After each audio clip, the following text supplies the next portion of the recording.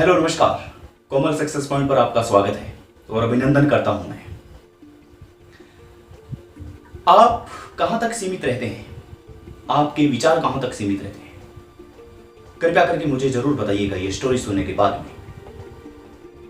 सब किसान अपनी फसल को काटने में लगे हुए थे। तभी उसी गांव में एक बिजनेसमैन आता है और वो बोलता है कि अगर आप बंदर पकड़ के लाए तो एक बंदर के 100 रुपए दिए जाएंगे।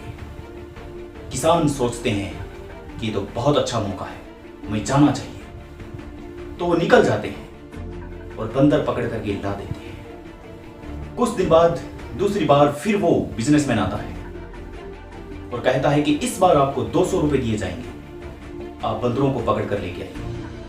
किसान सोचते हैं कि अच्छा है, हम पकड़ करके ला देंगे।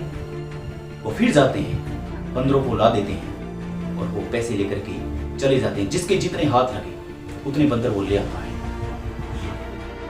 इसके बाद में बिजनेसमैन एक बार फिर आता है और कहता है कि इस बार आपको 500 रुपए दिए जाएंगे अगर बंदर आप लाते हो तो।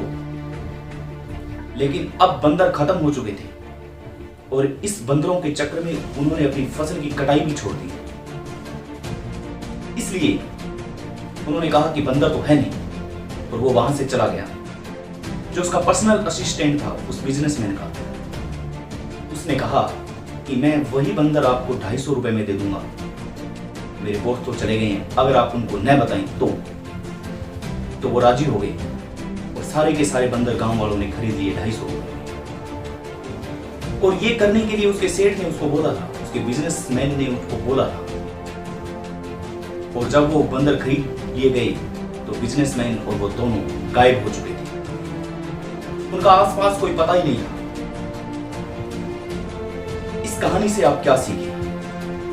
वही बंदर वापिस उनके गांव में आ चुके थे और जो पैसा था वो पैसा वापिस उसके पास जा चुका था। दोगुनी रफ्तार के साथ पैसा जा चुका था। फसल की कटाई जो बीच में कट रही थी वो बर्बाद हुई। इसलिए गांव वालों ने यह निर्णय लिया कि आज के बाद हम सिर्फ फसल पर ध्यान देंगे, ऐसे छोटे छोटे लालचों पर हम ध्यान नहीं देंगे।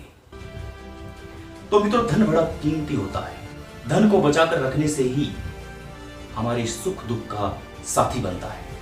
अगर हम धन को बचा करके नहीं रख पाए तो यकीन मानिए हमारा साथी कोई नहीं रहेगा। इसलिए धन को उतना ही खर्च कीजिए जितनी आपको आवश्यकता है। Keep it on. अगर आपको बात अच्छी लगी तो आप मेरे चैनल को सब्सक्राइब कर सकते हैं। नमस्कार, जय हिंद, जय भारत।